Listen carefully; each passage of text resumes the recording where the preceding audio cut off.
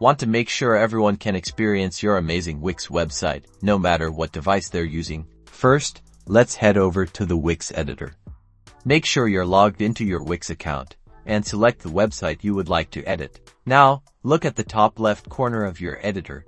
You'll find the switch to mobile view. Click on the mobile icon to enter the mobile editor. This is where the magic happens. Start by reviewing the layout of your mobile site, paying attention to how elements are arranged and sized on the smaller screen. Notice anything out of place. Like this text is too big, let's fix it.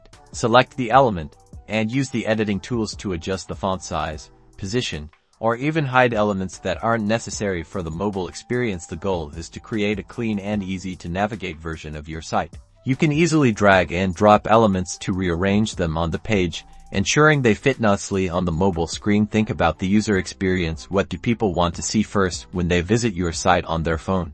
Wix also has a handy Optimize Mobile View button. This tool can automatically adjust your layout to better fit mobile screens. Try it out and see if it improves your site. And that's it. By taking these steps, you can create a mobile-friendly website that looks great and functions perfectly on any device, helping you reach a wider audience with ease.